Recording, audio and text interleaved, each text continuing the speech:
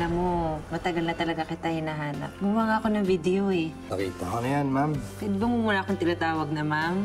Dayan na lang. Ako naman si Ismael. Ismael Macadato. Nice to meet you, Ismael Macadato. Fit na talaga ang mga magaganda. Hey, baby! Galing ang performance nyo kanina.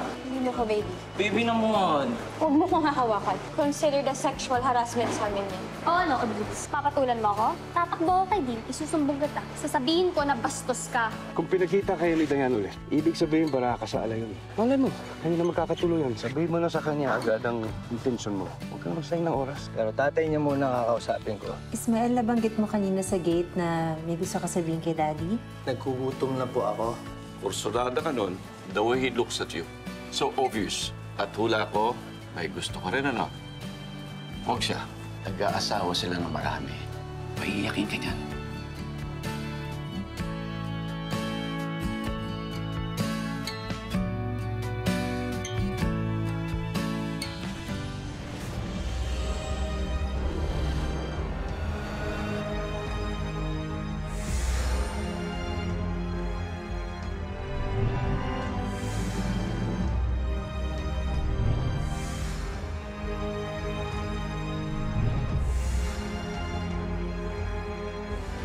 Astagfirullah ka, Mariam. Sige na. Alam mo ikaw, nagsuot ka lang ng hijab para sa abik ko. Hindi ka naglalagay ng kumbong para kay Allah. Pasaway ka talaga. Bakit ka nakangiti? Wala lang. Ini-imagine ko kasi na ikaw si Ismael. Kinikilig ako. Ay, hindi. Palibasa wala ka talaga ng hiya. Ay, alam mo, tingin, ang gusto ni Papa Ismael na babae yung mahiyain. Ganun ang mga lalaking Muslim. Hindi yung mga katulad mo. Yung totoo, hindi ka nagwagwapuan sa kanya, ha? Fit na yan. Bibigyan mo lang ng problema ang pamilya mo at isa pa, kaibigan ng abik ko si Papa Ismael. Kaya hindi ko kailanman pag-iisipan ng masama yun. Kasalanan yun, haram yun. Ano ka, kaliwat? Si Abik.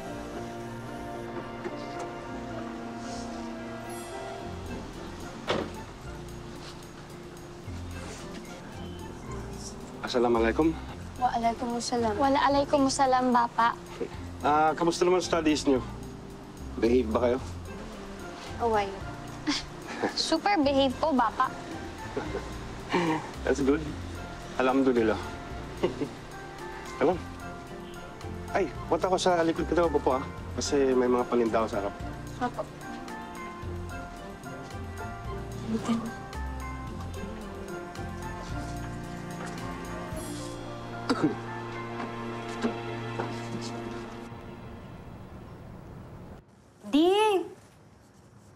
Di, kala ko maaga ka. Nag-cancel ako ng ibang schedule. I know, sorry. Dumaan pa kasi ako ng church.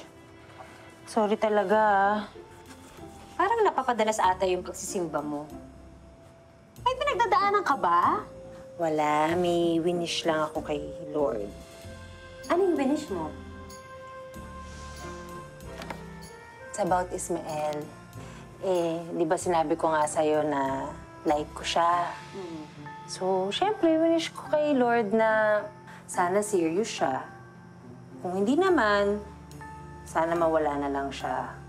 Ilayo na lang siya sa akin ni Lord. Kaya, be careful what you pray for. Sige ka, pakinggan ka. Ilayo talaga yan si Ismael sa'yo. Yan tayo. Sige, gatong pa. Ito ka.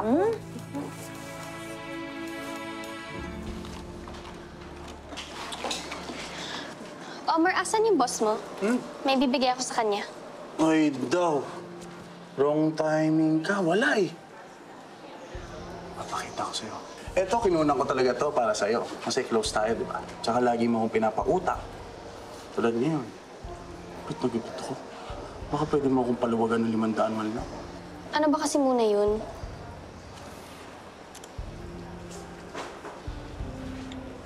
Oh. Ito yung kursunada ni Boss. Tignan mo.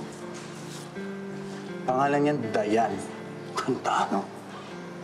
Tsaka matured yan. Ganda ng katawan. Paano ka na? Ano laban mo dyan? Wala kang pinatpat dyan. May pantay, wala. Iisipin mo, yung ganda niyan, malayong malayo sa'yo. Pupurihin kita, bigyan mo lang ako ng 500. Papantay ka ng konti. Diba? Layo eh. Isipin mo eh.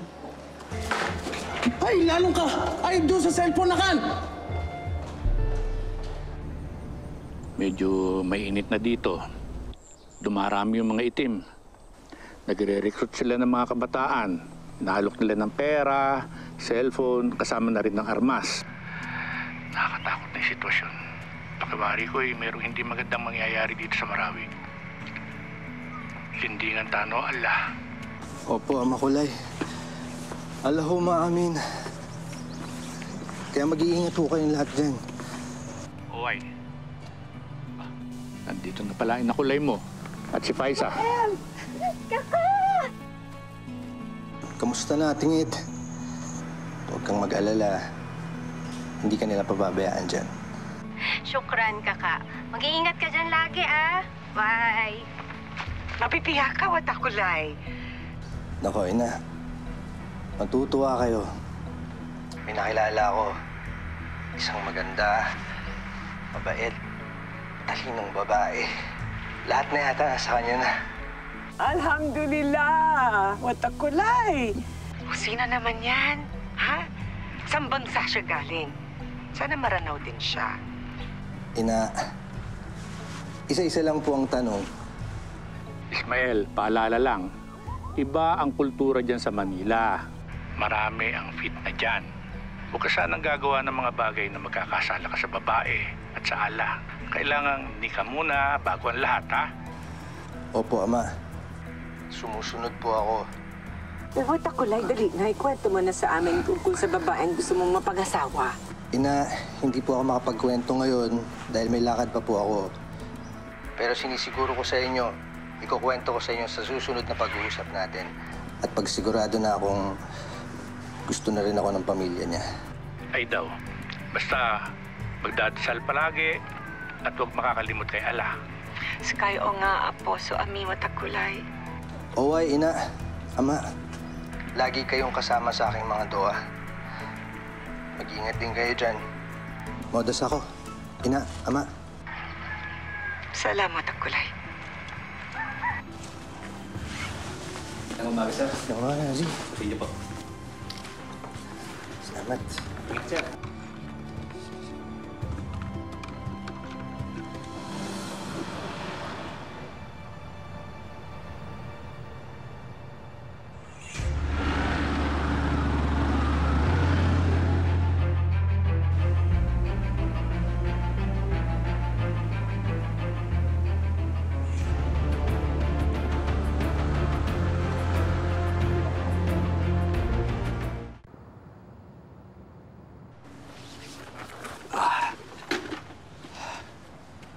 Hey! Ado! Ay, Ano yan? Nakita ko na tinago mo pa. baka kasi hindi ka pa kumakain. Wow! Seafood, my favorite! Ang dami nito! Syukran. At ito nga pala, special dipping sauce naman. Dahil dyan.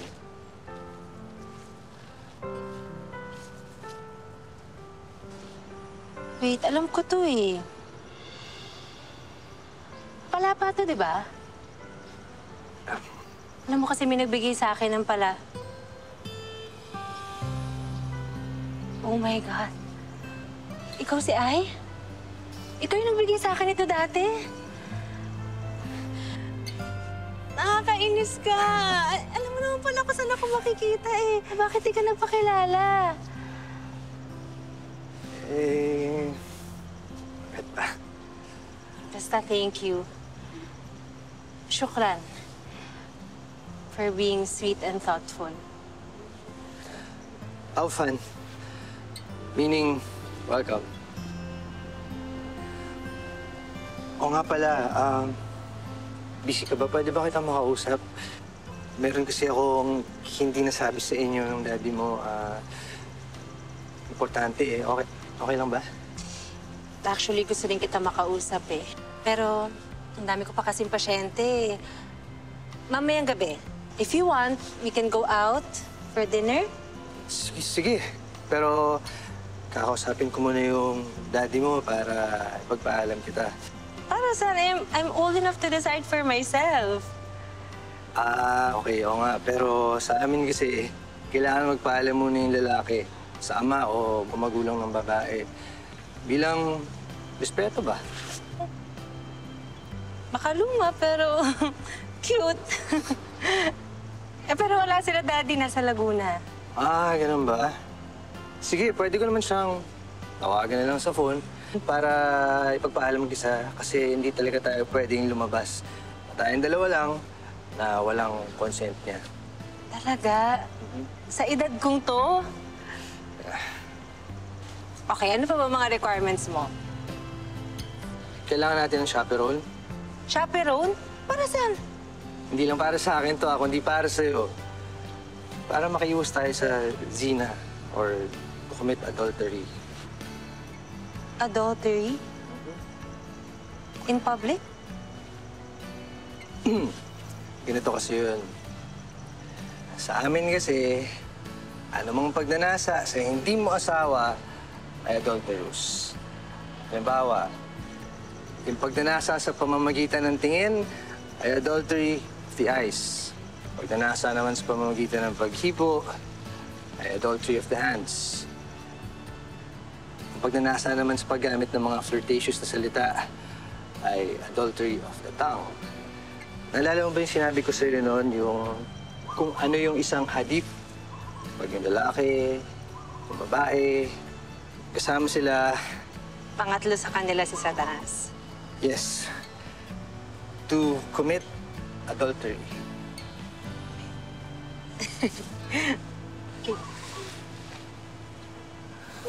Bakit ka natatawa? Seryoso ako sa'yo. Ganito ako kasi gusto ko magpapakatotoo dahil puro ang intention ko sa'yo. I know.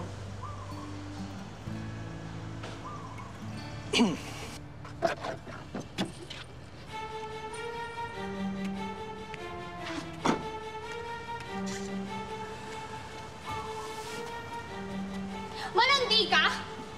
Engaged na kami! Kaya layuan mo yung fiancé ko!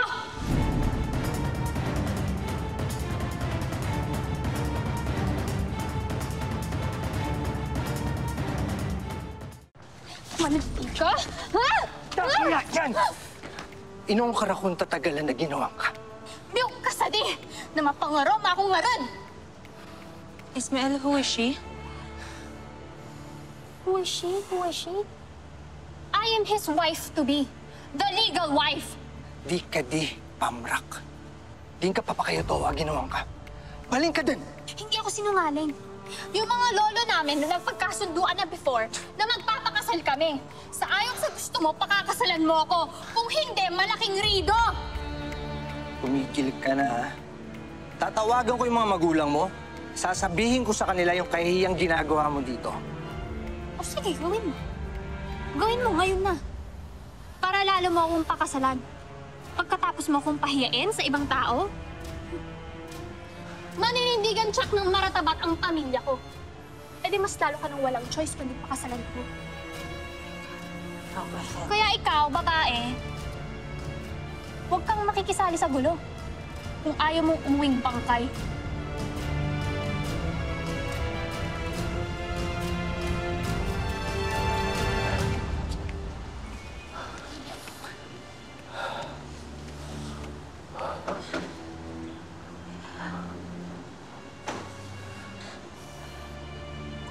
Ismael, ano yun? Liam, sensya ka na. Pamangkin yun ng kaibigan ko. Lilinawin ko lang. Wala kami relasyon. Hindi kami engaged. Hindi siya yung babaeng gusto kong pakasalan.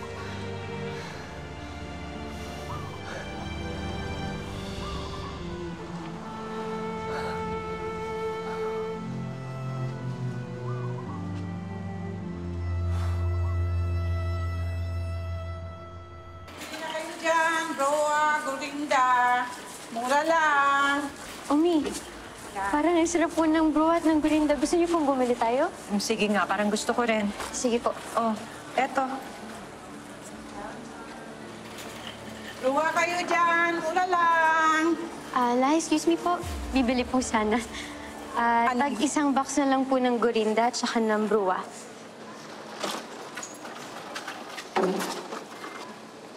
Ito.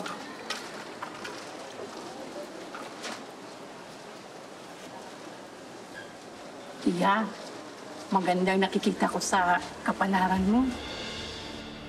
Harang po sa amin ng hula-hula. Naging kafir po ang nagpapahula. Makakapangasawa ka ng lalaking mas may edad kaysa sa'yo.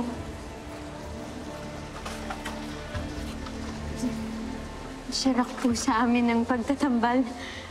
Kasalanan po sala ang pagtatambal. Kasalanan din po ang ginagawa ninyo. Ang pinapantay niyo po ang sarili ninyo sa kapangyarihan ng Allah. Si Allah lang po ang may alam kung ano po ang mangyayari sa kinabukasan.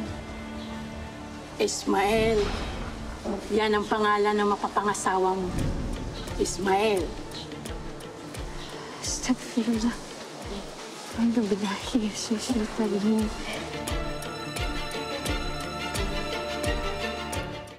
Nagulat ka? May kilala kang Ismael, ano? Siya ang lalaking mapapangasawa mo. Kaya lang, nakikita ko may pagdadaanan kang napakalaking pagsubok. Syukran po.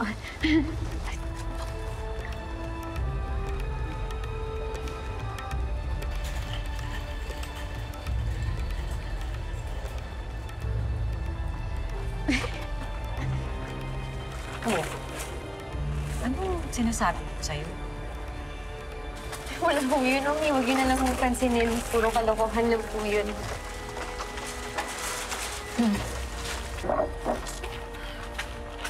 Basta ha, huwag mong kalilimutan ang mga sinasabi ng ulama na kapag naniwala ka sa mga manghuhula, magiging kaafir ka na. At lahat ng mga magagandang ginawa mo sa buhay mo, mabubura lahat yun. Oo, Umi. Alam ko po.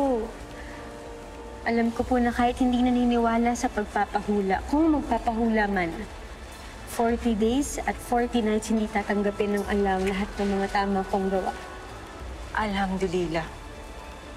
Mabuti naman hindi mo nakakalimutan ng mga pangaral namin sa'yo. Oh, hindi ka na. Kailangan na nating isara itong tindahan. Kakatawag lang ng abi mo. Ayun, may ginawa na naman daw kalukuhan itong si Mariam. Ano na naman daw po yun, Umi? Nagsumbong na po ba sa inyo si Ismael? Bakit? Ano sa tingin mo? Hindi mararating sa akin? Ha? Yung panunugod at pananakit mo kay Dayan?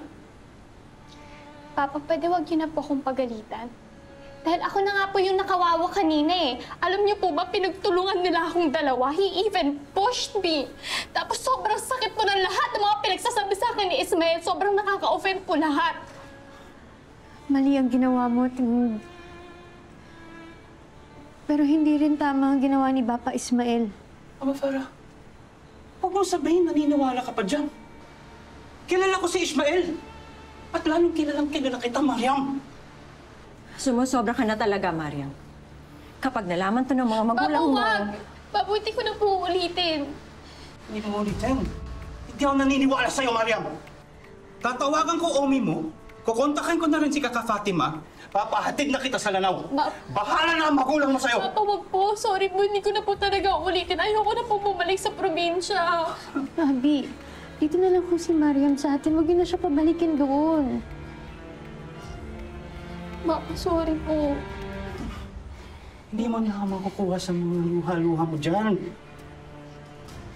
Hindi ko na kaya magdingwali mo. Impake mo ng mga gamit niya. Gagawan ko na ng paraan para makabalik mo siya agad sa Lanao.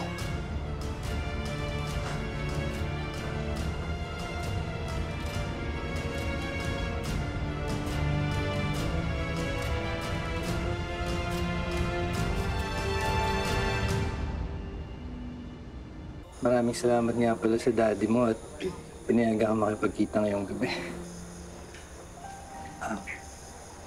Lizzie, salamat din. Sumama ka. Yun na nga. Sa totoo lang, naasiwa ako na nandito ako. Sa amin kasi, 3 is a crowd, di ba? Di ba ako nakaistorbo na nandito ako? Ang totoo niyan, pwede ka naman lumipat ng table. Ang importante, nakikita mo pa rin kaming dalawa. Pwede? Pwede naman pala eh.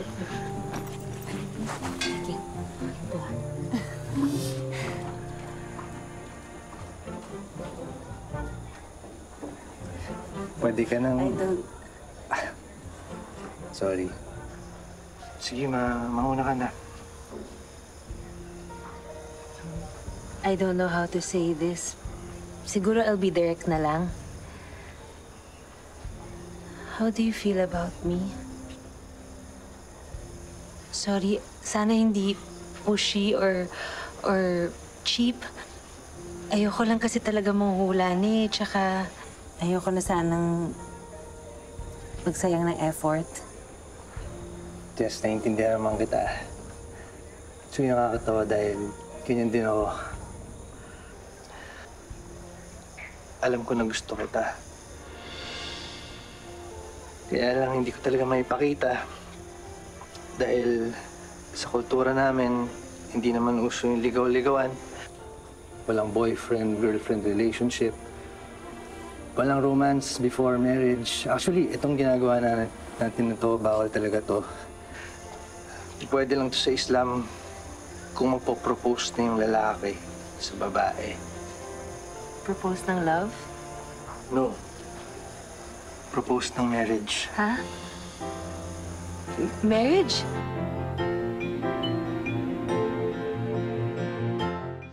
Marian, bakit naiyak?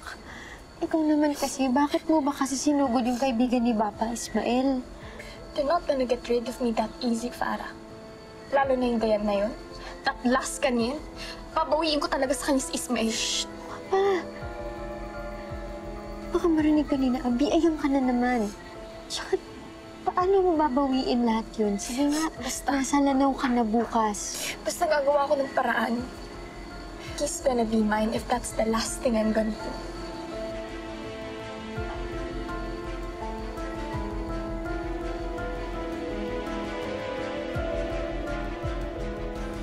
Marriage agad?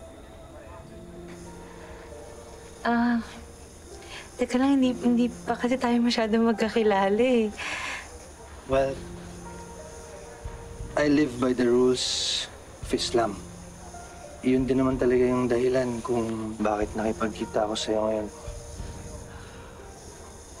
To propose marriage. Ikaw naman,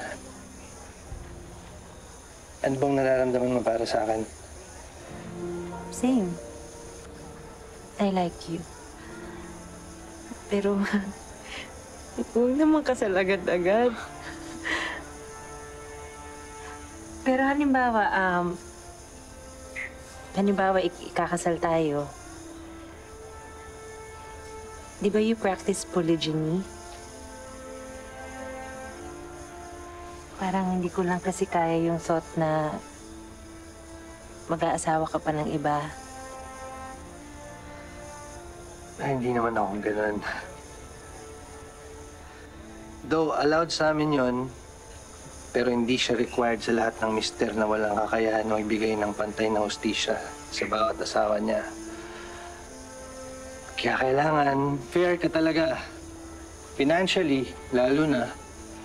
Ngayon, kung hindi ka makatarungan, siguro dapat isa lang talaga yung misis niya. Pero di ba may kaya ka? So, kaya mo.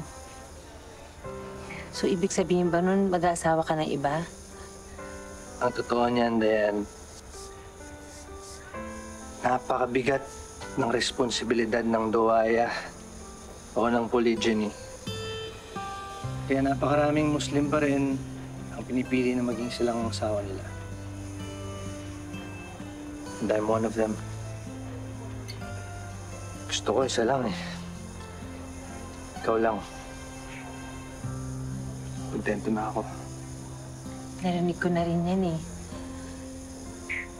Sinabi yan ng daddy ko sa mommy ko. Pero naiwan niya pa rin. Nahirap ang hawakan yung mga promises na ganyan. Kaya nga marriage yung sinasabi kong intensyon ko sa'yo. Para alam mo na totoo ako. At hindi kita niloloko.